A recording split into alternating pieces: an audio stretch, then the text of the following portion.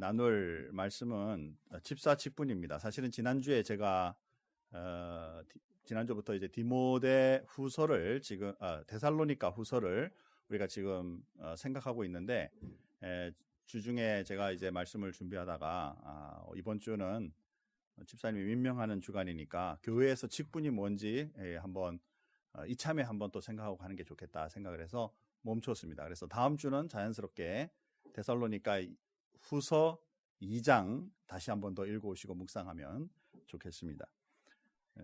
사랑하는 성도 여러분, 처음 집사직이 어디에서 생기느냐 하면 성경에서 어디서 이렇게 발견할 수 있느냐 하면 사도행전 6장에 보면 교회가 이제 굉장히 빠르게 성장했습니다. 사도행전 2장에 보면 역사적으로 성령 하나님이 모든 사람들에게 임재하는 아주 진짜 역사적인 순간, 하나님이 임재하여 주셔서 각 사람마다 임재하시는 그 축복을 2장에 이제 우리가 말씀을 통해 경험하게 되면서 2장, 3장, 4장 넘어가면서 교회가 엄청나게 빠른 속도로 확장이 되는 것입니다. 자, 그러다 보니까 성장하는 것, 숫자적으로 성장하는 건 참 좋은데 한편으로 열악한 부분이 뭐냐면 관리가 필요한 것이죠.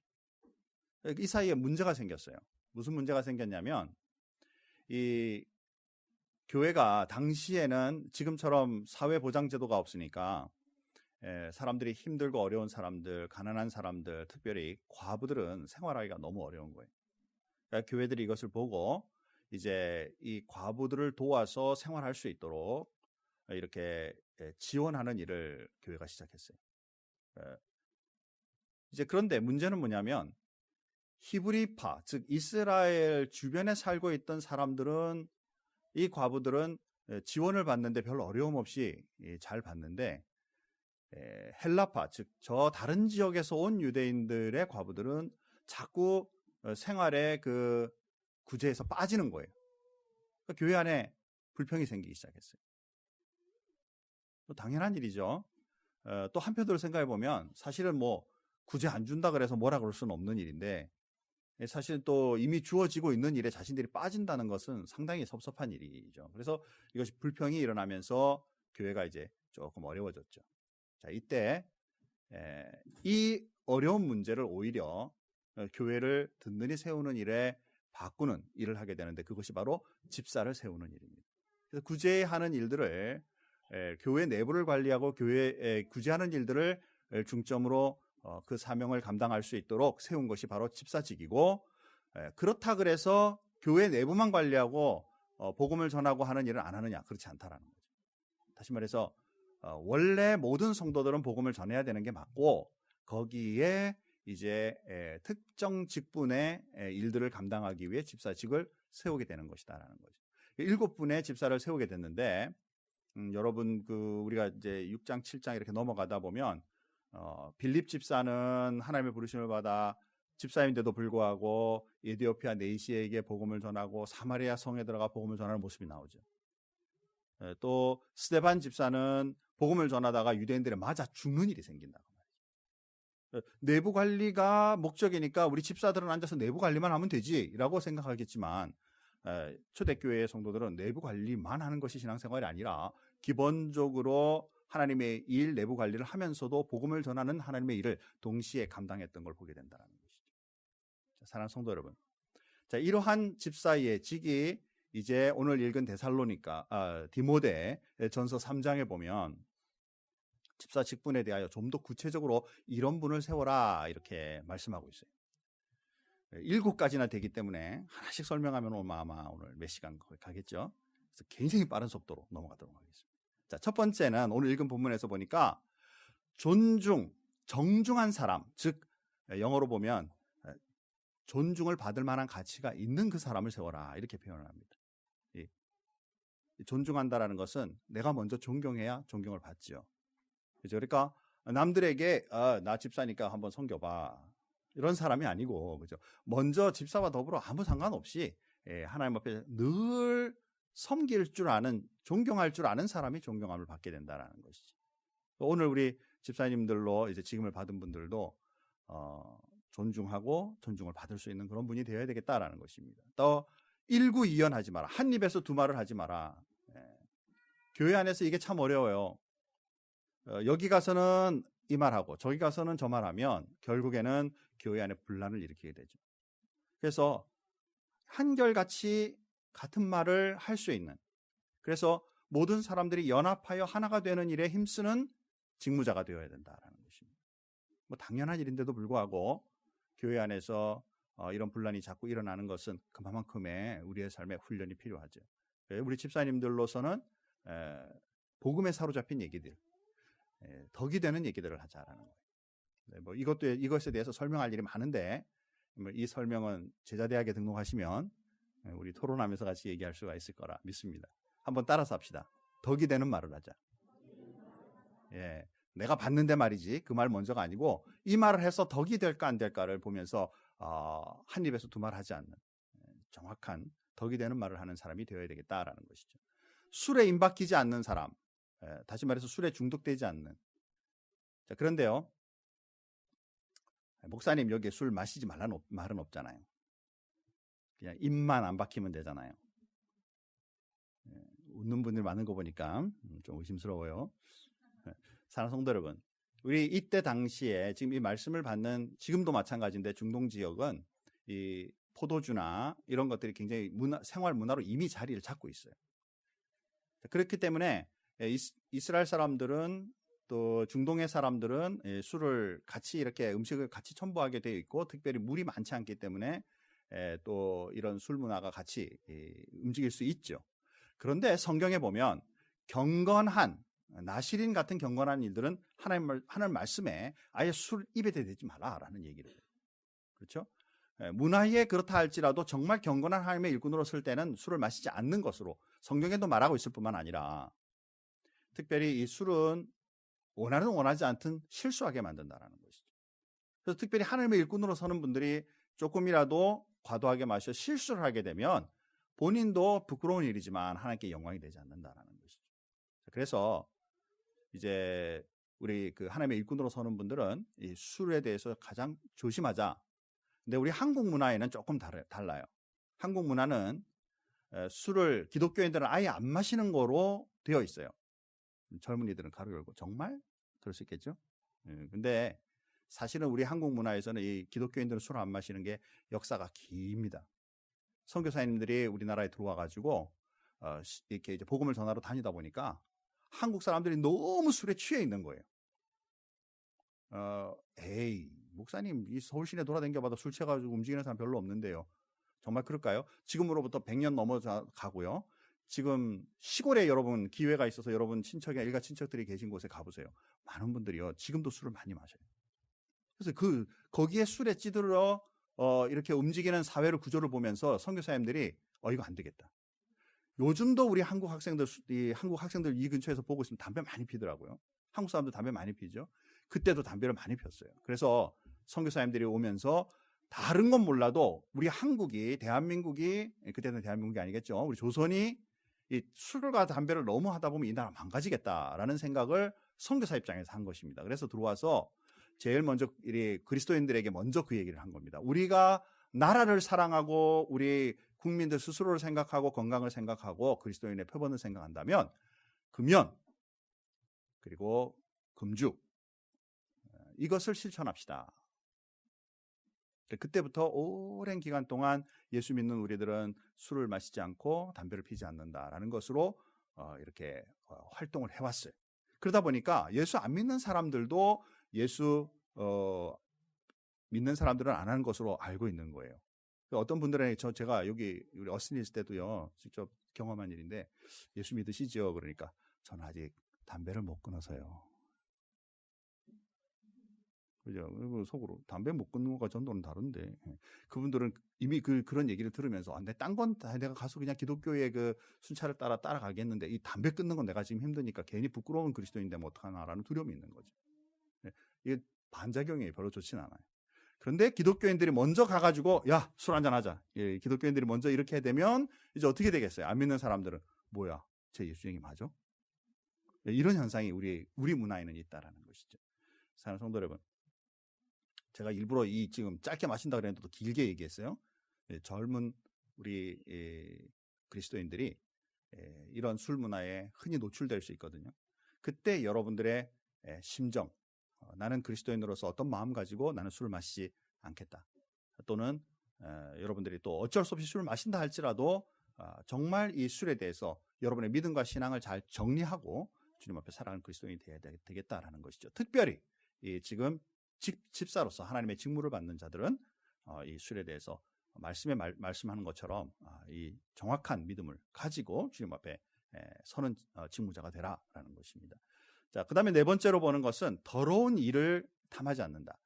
직분자, 이때 당시에 이 집사를 세운 것은요, 교회의 구제를 위한 것이라 그랬죠. 근데 이때 이 교회의 구제는 물건도 있고 여러 가지도 있었지만 실제로 돈을 다루는 일이에요. 그리고 집사의 직 자체가 교회 안에서 돈을 다루는 일을 합니다.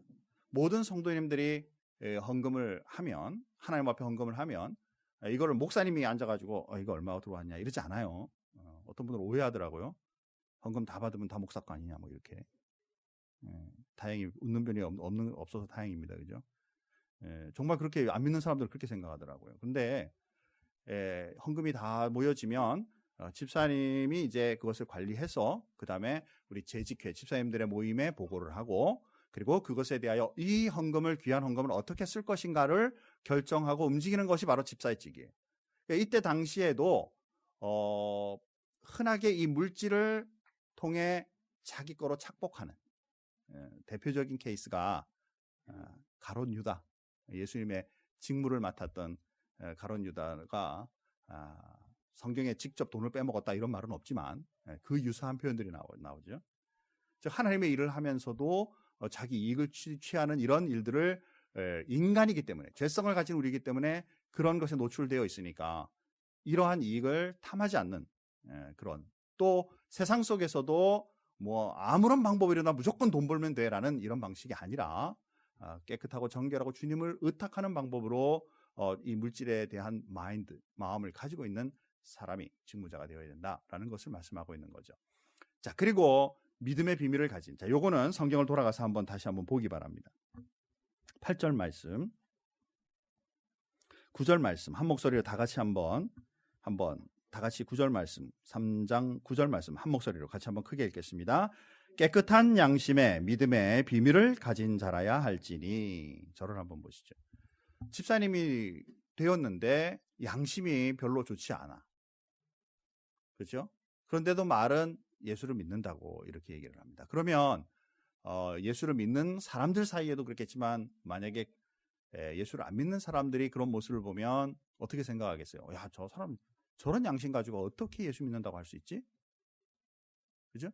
그러니까 분명히 예수를 잘 믿는다라는 것은 깨끗한 양심을 가지고 있는 것이 전제돼요. 하지만 하나님의 일을 하는 데 있어서는 깨끗한 양심만 가지고는 안 된다는 것입니다. 그 속에 믿음의 비밀을 가지고 있어야 한다라는 말이 동시에 같이 가고 있다는 거예요.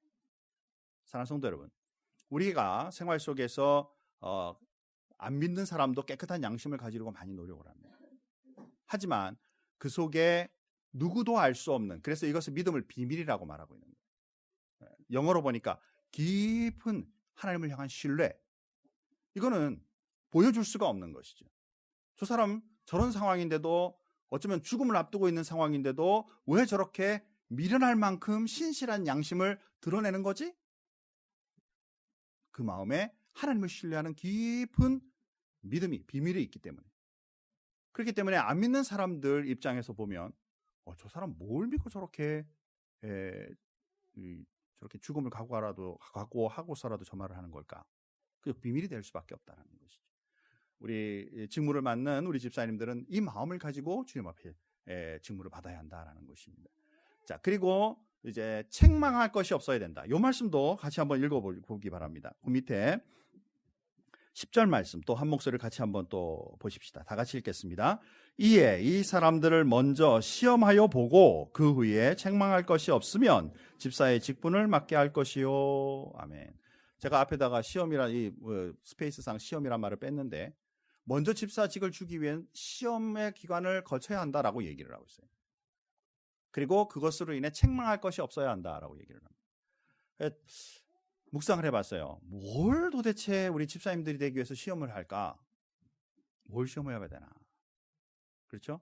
아마도 초대교회 당시에는 몇 가지의 중요한 일들을 하나씩 이렇게 맡겨 본 다음에 이 정도의 그 신앙과 그리고 섬김의 마음이면 충분히 하나님의 일을 감당할 수 있겠다라는 것을 통해 집사의 직을 주기로 이렇게 한 것 같아요. 요새 현대교회는 그러지 않죠. 또 제가 소문으로 듣기에는 어느 교회는 집사가 되기 위해서 시험도 본다 이렇게. 우리 큰빛교회도 시험을 봐야 되는 사실 그런 의미는 아니죠. 우리 이것을 제가 한번 묵상하면서 이렇게 생각을 해보았어요.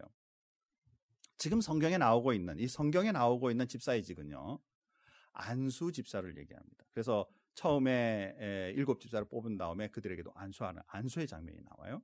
근데 지금 우리 교회 내에는 집사직이 2가지가 있어요. 첫 번째는 성경의 모습처럼 안수를 받는 안수 집사가 있고요. 그 다음에 지금 오늘 제가 임명한 우리 집사님들은 서리 집사라고 얘기를 합니다. 이 서리 집사는 1년마다 이렇게 직무를 부탁해요. 그리고 그것을 받아들이고 하나님의 일을 결정하는 것. 이게 서리 집사의 직이고요. 안수 집사는 1년마다 하지 않아요. 한번 안수받고 하나님 앞에 집사직을 받으면 평생 주님 앞에 안수 집사로 살아가는 것입니다. 이제 그러다가 또 장로님이 되면 또 장로로서 안수를 받고 장로님으로 또 교회에서 섬기게 되고요. 자, 그런 면으로 본다면 우리 서리 집사의 지금 임명이 이제 성경에 나오는 진정한 안수의 집사로 받기 위한 하나의 시험 과정일 수 있다는 거예요. 그래서 우리가 지금 1년 동안 맡은 우리의 직무를 사소하게 여기지 말고 적은 것에 충성된 자 큰 것에 충성되는 것처럼 하나님 앞에 크게 쓰임받을 것을 기대하면서 아주 그 직무를 깊이 좀 잘 감당하자라는 것입니다. 아주 사소한 거 예를 들어서 아주 그냥 예입니다. 정기적으로 청소하기로 했으면 하나님 앞에 직무자로서 이 청소에 좀 어느 날 바쁘고 좀 그래서 그런다면 다른 사람에게 부탁해서라도 혹은 시간을 내어 따로 나와서라도 그 직무를 감당하는 그런 충성됨이 우리가 이렇게 있어서 점차적으로 책망할 것이 없는 그리스도인으로 서가는 그런 모습을 우리가 꼭 가져야 되겠다는 것이죠. 자, 그리고 마지막으로 보니까 자기의 집을 잘 다스리는 자여야 한다라고 얘기를 합니다. 그래서 우리 큰빛교회는 결혼한 분들에게 집사를 줘요. 우리 많은 교회들이 총각 처녀 집사님들도 있는데 우리 교회는 그래서 이제 결혼하고 그 다음에 우리 큰빛교회에서 하고 있는 101의 과정을 통해 신앙의 점검과 더불어서 우리 큰빛교회가 무엇을 하고 있는지를 우리 같이 나눈 후에 이제 집사의 직을 주고 있다는 것이죠. 사랑하는 성도 여러분, 하나님께서 이 세상을 만드실 때요, 사람을 먼저 만드신 다음에 가정을 만드셨어요. 그래서 이 세상에 가장 중요한 기본 단위는 가정입니다. 그래서 하나님께서 이 가정을 잘 일구고 다스리고 서로 협력하는 그 직무를 가진 사람들이 그리고 하나님의 더 큰 일을 해나갈 수 있는 것을 말씀을 통해 말씀하고 있다는 사실이죠. 사랑하는 성도 여러분, 저와 여러분에게 7가지로 이렇게 말하고 있지만 이 조건을 통해서 기본적으로 그리스도인들이 하나님의 직무를 감당할 때 어떤 모습으로 감당해야 될까 한번 생각해보는 그런 시간이 되기를 주님의 이름으로 축복합니다. 자, 이렇게 이 주님 앞에 직사를 세운 다음에는 그 다음 말씀은 특권이 나와요. 하나님의 그 축복에 집사직을 하면 이런 축복이 있다 이렇게 나오는데 제가 아주 어렵게 여러 가지를 써놨어요. 한번 이 부분을 사실은 제가 조금 더 시간을 끌기 위해서 조금 더 시간을 가지면서 묵상하기 위해서 앞으로 가능한 한 좀 빨리 했어요. 자, 오늘 본문은 이렇게 되어 있습니다. 집사의 직분을 잘한 자들은 아름다운 지위 그리고 그리스도 예수 안에 있는 믿음의 큰 담력을 얻느니라. 그래서 하나님의 일꾼으로서 그 일을 잘하면 한마디로 말해서 2가지를 얻게 되는데 첫 번째는 아름다운 지위를 얻게 되고 두 번째는 믿음의 큰 담력을 얻는다. 이렇게 얘기를 해요. 그런데요, NIV, New International Version, 영어 버전에 보면 우리하고 똑같은 그 모습으로 번역이 되어 있어요. 그런데 원어 성경과 가장 가깝게 번역한 킹 제임스 버전과 New American Standard Version, 바이블 버전에서는 앞에 for가 들어가요. 뭐가 다를까라는 거예요. 하나님께서 축복을 주시는데 이 직무를 잘한 사람들에게 아름다운 지위와 믿음의 큰 담력을 주신다.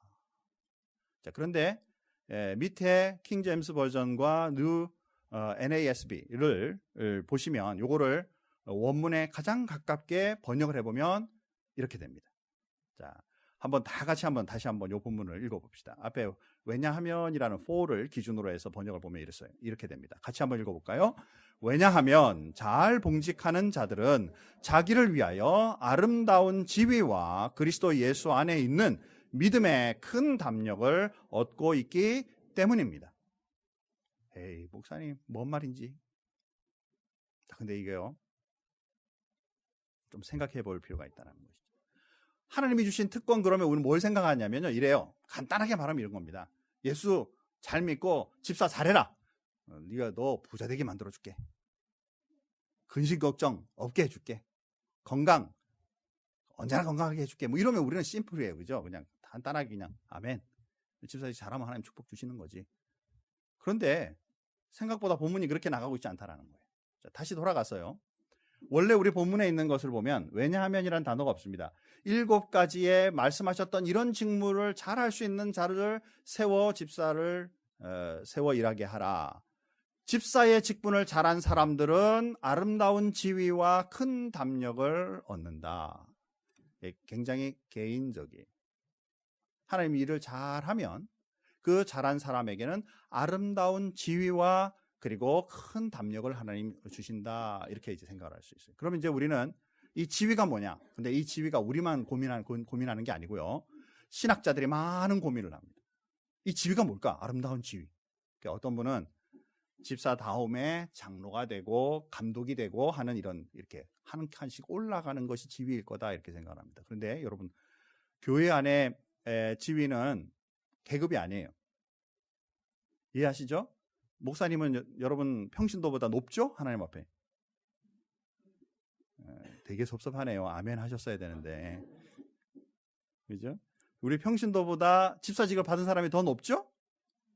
아니죠. 그죠?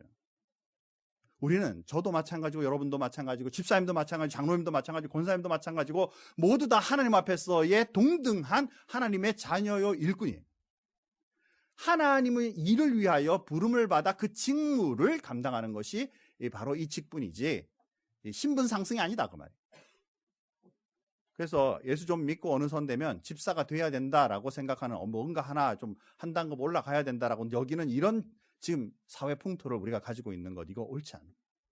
그런 의미로 만약에 말을 한다면 아름다운 지위는 그러면 결국에는 담임 목사가 최고의 지위를 갖고 있는 거라고 생각하게 되지만 성경적이지 않다고 말이에요. 여기에서 지위는 조금 이따 말씀드리겠습니다. 자, 그런데 왜냐하면이라는 단어는 조금 다르게 말한다는 거예요. 앞에 이러이러한 분들의 이런 직분은 자를 세워라. 왜냐하면 그렇게 그 일을 잘 감당하는 사람들로 인하여 자기뿐만 아니라 자기를 위하여 아름다운 지위가 든든하게 될 것이다. 자, 이분들이 누구를 위해 섬기는 거예요? 누구를 위해 잘 봉직하는 거죠? 자기 자신? 아니면 교회? 분위기가 보니까 좀 어려워지고 있어요 지금. 교회죠. 이들이 잘 섬긴 그 섬김으로 인하여 가로 열고 말은 안 하고 있지 않지만 하나님의 교회가 아름다운 지위를 계속하여 견지하고 있다. 현재형으로 쓰고 있다. 또 그들의 잘 섬김으로 인하여 하나님의 교회가 믿음의 큰 담력, 아주 깊은 확신을 가진 그런 교회로 든든해지고 있다라는 것이죠. 좀 어렵죠? 다시 한번 이제 정리 한번 해보죠. 사랑하는 성도 여러분, 우리가 번역이 지금 제가 분명히 말씀드렸는데 번역이 달라요. 근데 이것은 신학적으로 하나님의 말씀을 보면서 어떤 방향에서 볼 것인가에 따라 많은 묵상들로 인해 만들어진 거예요. 그래서 두 개 다 잘못됐다고 말할 수 없어요. 그렇기 때문에 아름다운 지위라고 이 말하는 것은 처음에 앞에 우리가 읽은 우리 성경으로 읽은 모습처럼 우리 섬김은 우리 개인의 믿음의 든든한 성장과 하나님 앞에 서 있는 그 지위가, 직무자로서의 그 지위가 든든히 서고 있다. 이렇게 볼 수 있어요. 자, 더 나아가서 이 섬김은, 우리 집사직의 섬김은 그 섬김으로 인하여 하나님의 교회가 든든히 서는 일에 그 쓰임받고 있는 것이다. 이 자체가 축복이다라는 것이죠. 조금 어렵게 느낄 수 있지만 한번 생각해 보시죠. 여러분, 왜 집사직을 감당하죠? 왜 장로, 권사, 목사의 직을 감당하죠? 내 자신의 축복을 위해서? 맞죠? 성경에 보면 하나님의 일을 감당하는 사람들은 분명히 하나님 복을 주신다고 말씀하셨으니까. 그 다음에 그 섬김으로 인하여 섬기는 그 교회가, 섬기는 그 하나님의 나라가, 그 하나님의 영역이 나의 섬김으로 인해 든든한 지위를 계속하여 얻는 일에 쓰임 받는다면 우리의 쓰임은 정말 하나님 앞에 큰 축복이다라는 것이죠. 자, 또 다른 본문으로 보면 이번에는 믿음의 담력이라고 그랬죠? 마찬가지예요. 우리의 섬김을 통해 더욱 섬길수록 우리의 믿음이 커져요. 그래서 이런 우리 한국의 많은 목사님들이 이렇게 얘기를 합니다. 저분을 집사님으로 세우기에는 조금 뭐 좀 부족한 거 같고 조금 모자란 부분이 있는 것 같이 보이지만 분명히 그 직분을 받으면 그 직분으로 인해 믿음을 키우고 든든한 그리스도인으로 될 수 있다고 봅니다. 그래서 저분이 지금 이 축복에 들어가는 것이죠. 하나님의 직무를 받아 집사의 직을 감당하면서 믿음이 성장할 수 있게 되기를 바라는 마음으로 내가 이것을 당신이 꼭 받기를 원합니다 라고 말하고 실제로 그것을 받음으로 믿음이 성장하는 경우들을 분명히 보게 되죠. 개인적인 축복으로 볼 수 있어요. 자, 그러나 더 나아가서 우리의 섬김을 통해 우리의 믿음으로 인해 우리 교회가 더 큰 담력, 더 큰 믿음의 성장으로 성장할 수 있는 것이 바로 섬기는 자의 섬김이고, 그것으로 인해 교회가 축복을 얻고 섬기는 자가 하나님 앞에 큰 은혜를 입는다라는 것이죠. 자, 사랑하는 성도 여러분, 예를 들어서 한 번 더 이거를 설명한 다음에 이제 마무리하도록 하죠. 자, 목사가 교회 일을 감당합니다. 자, 그래서 열심히 섬겨 매일같이 기도하고 매일같이 말씀 전하고 전도하고 해서 사람 숫자가 점점 많아지고 교회 건물을 크게 지으면서 은퇴할 때쯤 딱 되니까 정말 든든하고 사람들이 봐도 저 교회는 정말 큰 교회라고 말할 만큼 교회가 성장할 수 있도록 열심히 목회자가 일했어요. 자, 이거 축복이죠? 왜 아멘이 없지? 아닌가요? 자, 다시요? 다시 해야 되겠어요? 자, 목사님이 열심히 하나님의 직무를 감당하고 막 열심히 했어요. 그래서 교회 사람들도 많아지고 건물도 정말 아름다운 건물로 세우고, 그리고 은퇴할 때쯤 됐는데 목사님 정말 개척교회로부터 지금까지 엄청난 이렇게 성숙하고 많은 사람들이 섬기고 큰 교회가 될 수 있도록 힘써 주셔서 정말 멋지고 목사님 목회 성공하신 거 정말 맞습니다. 많은 사람들로 칭송을 받아요. 축복 맞죠? 아멘이에요. 다시 한번 크게 합시다. 아멘. 맞아요. 자, 그런데 모든 목회자가 다 그렇게 해서 모든 성공이라고 보고 있으면 안 된다라는 것입니다. 자, 아침에 일어나서 저녁 누울 때까지 구석구석 다니면서 성도들을 만나 제자 훈련하고 말씀 나누고, 그죠? 새벽 6시에 도넛 가게 앉아서 2시간 동안 말씀 나누고. 여러분, 도넛 가게에서 2시간 동안 도넛 가게 냄새를 한번 맡아보세요. 거기서 일하시는 분들은 늘 맡으니까 그분들도 쉽지 않겠지만, 그죠? 맡으면서 말씀 나누고, 또 백화점에 그 복도에서 7시에 만나가지고 2시간 동안 한 다음에 9시에 문 열 때 거기에 갈 수 있도록 도와드리고, 구석구석 다니면서 복음을 전하고 한 분 한 분 예수를 믿도록 힘쓰고 애쓰면서 지나고 있지만, 우리가 생각하는 것만큼 그렇게 부유하고 건물 안 선다 할지라도 복음을 전할 수 있는 사람들과 그 일에 쓰임받고 있는 그 하나님의 직무자는 이미 그것으로 인하여 큰 축복에 임하고 있다는 것입니다. 이게 바로 지금 이 말씀 속에서 하고자 하는 말씀인 거예요. 하나님의 직무를 열심히 감당하자. 그러면 하나님께서 하나님을 섬기는 자들에 대한 축복을 분명히 주신다. 두 번째는 그것으로 인하여 섬기고 있는 그 교회가 든든해지는 것, 그것을 보는 것 자체가 바로 하나님 앞에 큰 축복에 이미 임하고 있다는 사실. 이것은 지속적인 축복입니다. 결론적인 축복과 지속적인 축복에 우리가 모두 하나님 앞에 받게 되는 직무자로 서야만 한다는 것이죠. 자, 일부러 오늘 집사 직분을 받기 때문에 이게 무엇인지, 또 이것에 대한 직분의 그 받기 위한 과정이 무엇이며 어떤 조건이 있는지, 그리고 그에 대한 축복이 있는지를 우리가 한번 생각해 보았어요. 난 아직 집사직을 이번에 못 받는데 할지라도 하나님 앞에 하나님의 직무자로 서는 것을 훈련하고요. 특별히 셀 리더들이나 또 한 분 한 분을 섬기는 부서에서 섬기는 모든 일들이나 교사나, 그렇죠, 찬양팀이나 하나님 앞에 그 직무를 받을 때 그러한 마음가짐으로 받자라는 것입니다. 자, 정리하죠. 교회가 성장할수록 일꾼이 필요해요. 당신들이 섬겨주는 곳에 와서 나는 예배만 잘 드리고 은혜롭게 잘 예배하고 한 주간 살겠습니다. 그렇게 신앙생활 할 수 있겠지만 그러지 말고 이제 신앙의 연륜이 깊어갈수록 하나님 앞에 직무를 맡아 함께 섬길 수 있는 그리스도인이 되도록 하자라는 것입니다. 집사의 직은 신분 상승이 아니다. 제가 앞에서 미리 말씀드렸죠. 집사의 직은 바로 섬김의 시작이에요. 오히려 더 낮아져 다른 사람들을 하나님 앞으로 또 하나님을 안 믿는 사람들을 주님께로 이끌어가는 일에 그 직무를 둬야 한다. 자, 그런데 앞에서 7가지를 다 듣고 있다 보니까 목사님 거기에 나는 자격 미달인데요. 아니기를 축복합니다. 그래도 혹시 그런 마음이 들면 말씀에 이렇게 말합니다.